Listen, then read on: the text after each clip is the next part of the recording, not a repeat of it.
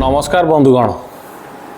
PM Surya Ghar योजना आजिकल आपण मैंने यही योजना विषय बहुत अधिक शुणुवे किंतु एबे जाए भी बहुत लोकों पाखक यही योजना विषय नहीं कि ठीक इनफॉरमेशन पहुँचनी। पीएम सूर्यघर हूँ सेंट्रल गवर्नमेंट स्कीम। यही स्कीम रे आपण मैंने घरे सोलार लगे सरकार ठू सब्सिडी नहीं पारे। आज आमने यही योजना विषय जानिबा आउ ता सांगरे ग्राहक बंधुगण मनरे थिबा प्रश्न गुड़िकर उत्तर देबा। प्रथम क्वेश्चन, सरकार कौ सोलार सिस्टम उपर सब्सिडी दौची आउ से सिस्टम रे कौन कौन कंपोनेंट रहूची। सरकार केवल ऑनग्रिड सोलार सिस्टम रे सब्सिडी दौची। यही सिस्टम रो दुईटा मुख्य कंपोनेंट अच्छी, सोलार इन्वर्टर आउ सोलार पैनल। आउ ता सांगरे आपन को सोलार स्ट्रक्चर, एसीडीबी, डीसीडीबी, नेट मीटर आउ आर्थिंग किट मिलिबो। यही सोलार सिस्टम लगेबार गोटे ही उद्देश्य आपण घर अधिका आसुथिबा बिजुली बिल को कम करिया। आपण मन में प्रश्न आसुथिबो यही सिस्टम रे तो बैटरी नहीं, तेबे आमे राति रे केमती करंट व्यवहार करिवु। हाँ आज्ञा, यही सिस्टम रे बैटरी नहीं। पावर कट हेले जदि आपण को बैकअप दरकार तेबे आपण घरे गोटे एक्स्ट्रा इन्वर्टर सेट लगे कि बैकअप पाई परिबे। आउ गोटे ऑप्शन होची हाइब्रिड सोलर सिस्टम। बाकी यही सिस्टम आपन को 50% कॉस्टली आसीबो। जदि आपन को एरिया रे जमारू पावर नहीं किंबा बहुत अधिक समय पई पावर कट होची तेबे आपन को अपग्रेड सोलर सिस्टम लगेया को पड़िबो, किंतु अपग्रेड सोलर रे आपन को सब्सिडी मिलिबोनी। द्वितीय क्वेश्चन, यही सिस्टमटा को एरिया पई उपयोगी। जदि आपण को एरिया रे अधिक पावर कट हुए तेबे ऑनग्रिड सिस्टम आपण को पई उपयोगी नुहे, कारण यही सिस्टम रे बैटरी न थाए।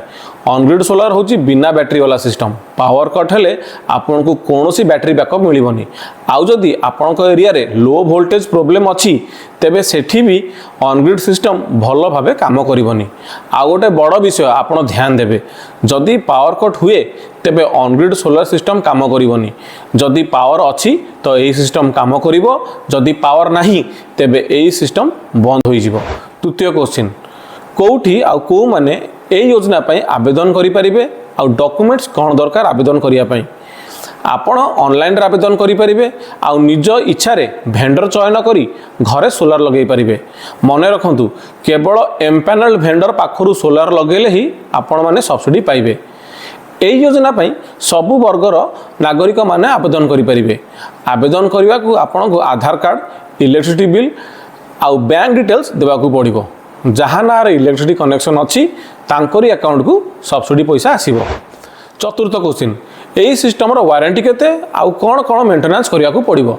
यही सिस्टम रो इन्वर्टर उपरे 8 वर्षर वारंटी आउ सोलर पैनल उपरे 25 वर्षर वारंटी रहउची। आउ बाकी कंपोनेंट उपरे 5 वर्षर वारंटी।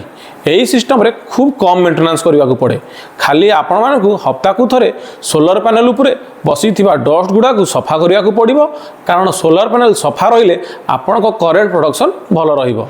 पंचम क्वेश्चन, सोलार पई छात उपरे केते एरिया दरकार। ऑनग्रिड सोलर प्लांट पई आपण को घर छात उपरे 200 रु 400 स्क्वायर फुट रो शैडो फ्री जगह दरकार पड़िबो। एबे शेष रे आमे देखिबा एही योजना रे सब्सिडी केते मिलुची। 1 किलोवाट रे 30,000 टका सब्सिडी, 2 किलोवाट रे 60,000 टका आउ 3 किलोवाट आउ 3 किलोवाट रु ऊर्ध्व रे आपण को 78,000 टका सब्सिडी मिलिबो। माने 3 किलोवाट हो कि 5 हो कि 10 हो आपण 78,000 टका सब्सिडी पाइबे। आशा करूछु आपण माने एई वीडियो देखि पीएम सूर्यघर योजना विषय किसी जानिया को पारिथिबे। जदि आपण मन रे आउ किछि क्वेश्चन अछि कि आपण को एई वीडियो रे को भी विषय बुझी पारिलेनी तो हमकु स्क्रीन रे दिया जाइथिबा नंबर रे जोगाजोग करंतु, आमे आपण को सहायता करिवु। आज पय एतिकी, धन्यवाद।